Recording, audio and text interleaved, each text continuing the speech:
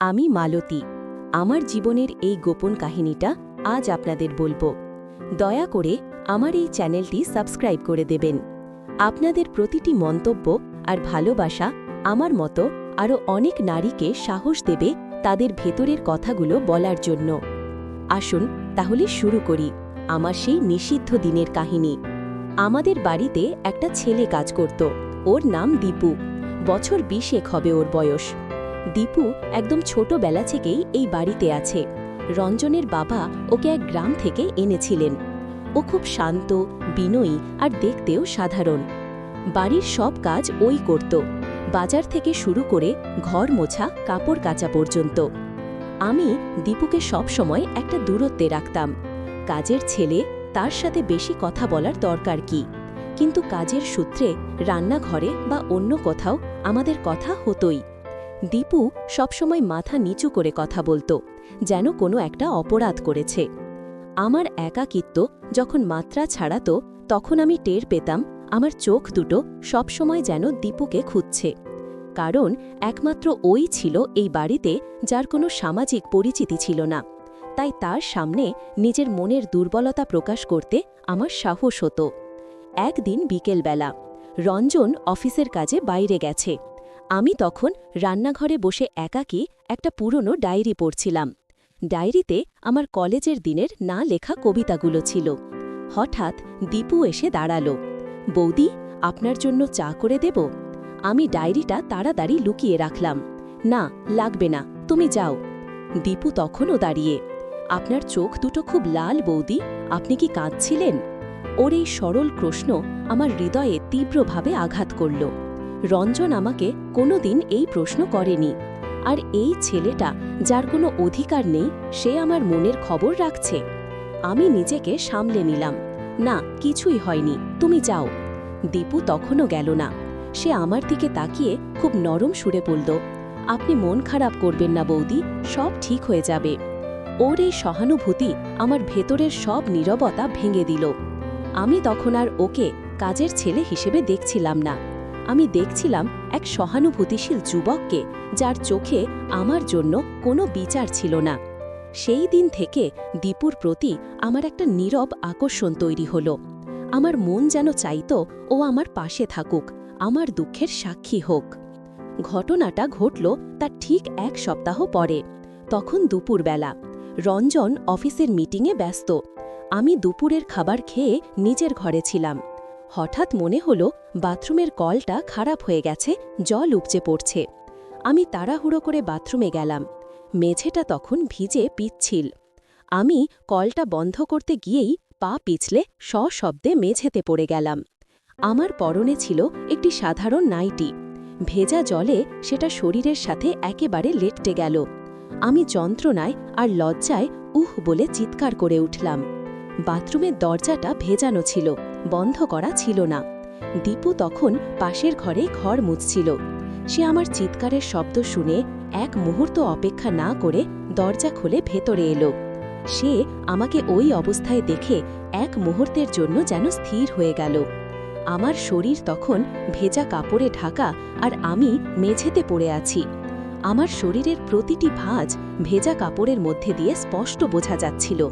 আমি লজ্জায় চোখ বন্ধ করে ফেললাম। দীপু সঙ্গে সঙ্গে মেঝেতে হাঁটু গেড়ে বসল। তার মুখটা তখন ভয়ে সাদা। বৌদি, খুব লেগেছে, উঠুন বৌদি। সে তখন আমাকে কোনো দিকে না তাকিয়ে খুব সাবধানে তার 2 হাত দিয়ে আমাকে ধরল।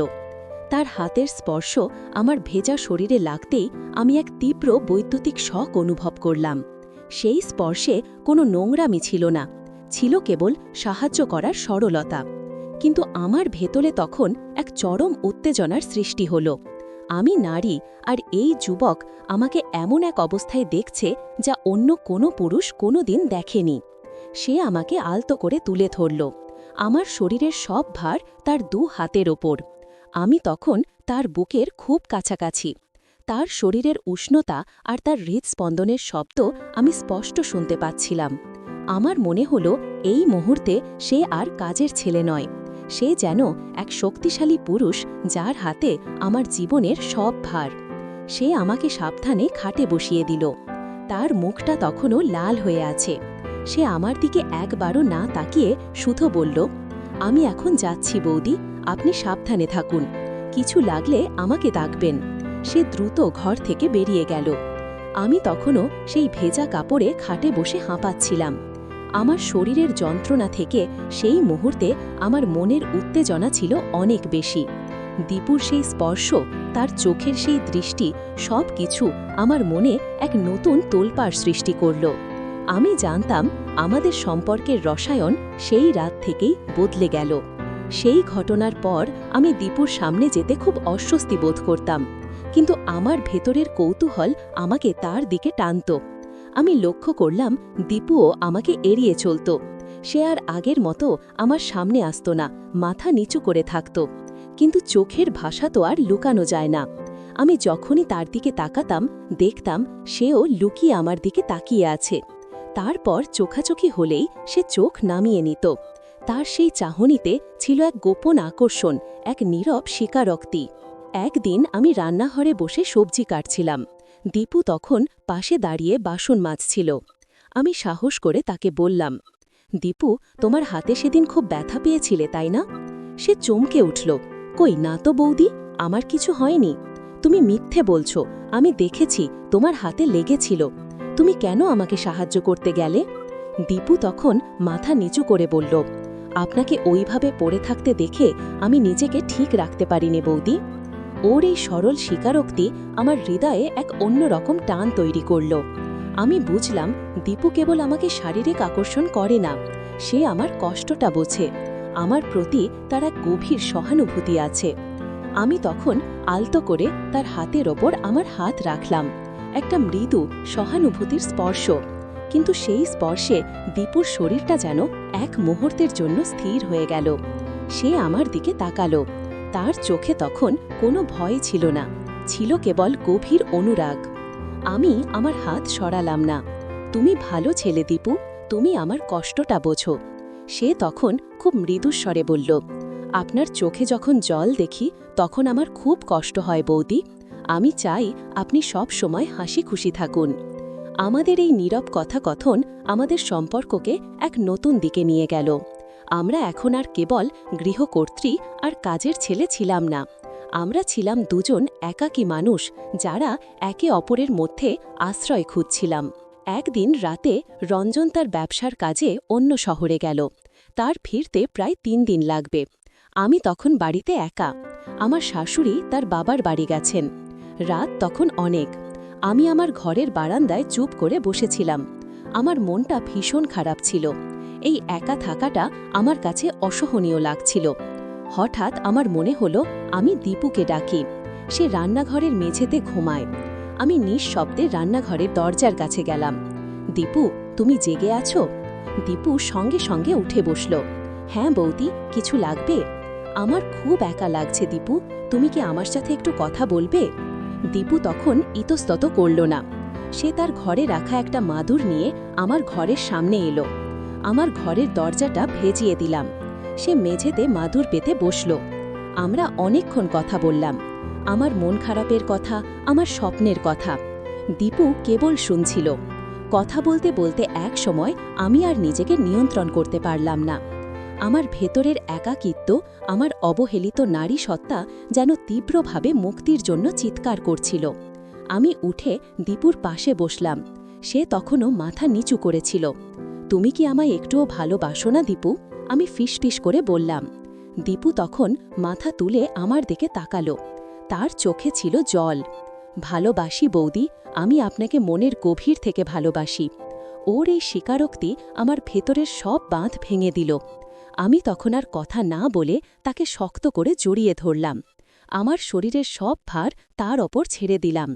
সেও আমাকে অবাক করে দিয়ে তার 2 হাত দিয়ে আমাকে শক্ত করে আঁকড়ে ধরল।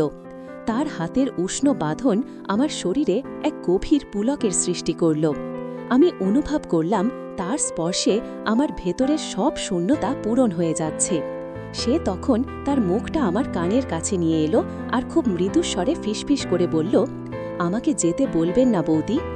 আমি তখন তার শরীরের দিকে তাকিয়ে আমার ভেতরের গোপন আকাঙ্ক্ষাকে প্রকাশ করতে চাইলাম। আমার মনে হলো তার শরীরের এই পুরুষালী উষ্ণতা আমার জীবনের সবথেকে বড় আশ্রয়। আমি তখন নিজের উপর আয়ত্ত হারিয়ে তার কাঁধের ওপর আমার মাথা রাখলাম। তার হাতের আলতো চাপ আমার কোমরের ভাঁজে লাগল। সেই স্পর্শে আমার শরীরের সব শিরা যেন জেগে উঠল। আমি তখন আর মালতী নই, আমি কেবলই একজন নারী, যে তার সত্যিকারের আকাঙ্ক্ষা পূরণ করতে চায়। আমি তাকে আরও কাছে টেনে নিলাম, যেন আমাদের শরীর তখন এক হয়ে গেল। আমাদের এই ঘনিষ্ঠতা ছিল আবেগের চরম বহিঃপ্রকাশ, যা সমাজ সংসার সব কিছুর ঊর্ধ্বে। সেই রাতটা ছিল আমাদের জীবনের এক নতুন শুরু। এরপর থেকে দীপুর সাথে আমার এক গোপন সম্পর্ক তৈরি হলো। যখনই সুযোগ পেতাম আমরা দুজন রাতের অন্ধকারে মিলিত হতাম, সেটা কখনো আমার ঘরে, কখনো বা ছাদের এক কোণে।